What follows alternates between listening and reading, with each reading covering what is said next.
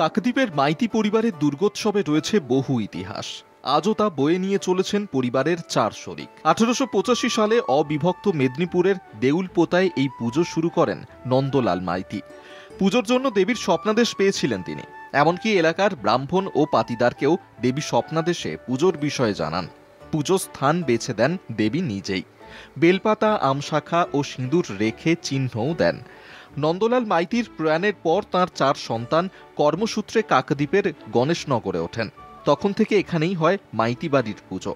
প্রথম বছর পুজোর জন্য ব্রাহ্মণ যে ফর্দ তৈরি করেছিলেন সেই ফর্দ অনুসারে আজও পুজো করা হয়। বিশেষ নিয়ম বলতে আমরা খুব নিয়মের সঙ্গে টাইমের সঙ্গে করি এবং পুরোনো দিনের 141 বছর আগে যে মানে ব্রাহ্মণ ঠাকুর যে ফর্দ তৈরি করেছেন আজও আমরা সেটা মেনটেন করে চলি।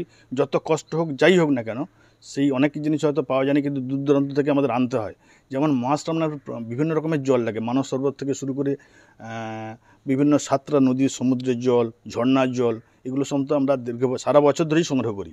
কাকদ্বীপে এসছে, ওখানে তো 1885 সালে তো পুজোটা শুরু হয়েছিল।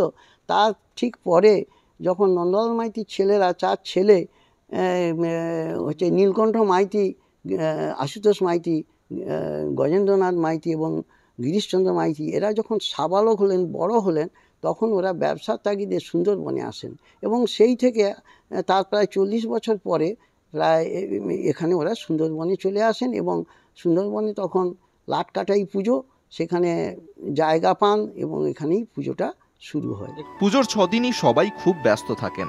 আগে দুর্গোৎসবের সময় বাড়ির বারান্দায় খড় দিয়ে 8চালা মণ্ডপ তৈরি করা হতো। প্রতিবেশীরা সবাই সাহায্য করতেন, কিন্তু এখন তা আর সম্ভব হয় না। তবে অতীতের সব রীতিনীতি মেনেই আজও পুজো করা হয়। তখনকার পুজোর মধ্যে জনসমাগমটা প্রচুর ছিল। গ্রামীণ যে জনসমাগমটা বলা হয়, কেন এই গ্রামের মধ্যে তখন কোনো পুজো ছিল না, যেটা জাস্ট গণেশনগর গ্রাম যেটাকে বলছি, এই গণেশনগর কোনো পুজো ছিল না। এই মাইতি ফ্যামিলির একমাত্র পুজো ছিল, যার ফলে তখন জনসমাগম প্রচুর হতো। এই যে বলছেন যে দরিদ্র নারায়ণ সেবা হতো, দান, বস্ত্রদান হতো। বর্তমানে সেগুলো বন্ধ হয়ে গেছে, কেন পাড়ায় গ্রামে গ্রামে পুজো শুরু হয়েছে, সেই পুজোর জনসমাগমটা কমে গেছে। কিন্তু আমার ফ্যামিলির মেম্বার্সদের যারা উপস্থিতি থাকে ওইটা বোঝা যাচ্ছে। পুজোর প্রথম ব্রাহ্মণের বংশধর আজও পুজো করে থাকেন। এমনকি প্রথম বছরের প্রতিমা তৈরির পটিদারের বংশধর প্রতিমা তৈরি করেন। 4 দিনের আয়োজনে গোটা বছরের মনের খোরাক মেটান পরিবারের মানুষ। কাকদ্বীপ থেকে মানস প্রধানের রিপোর্ট, কলকাতা টিভি।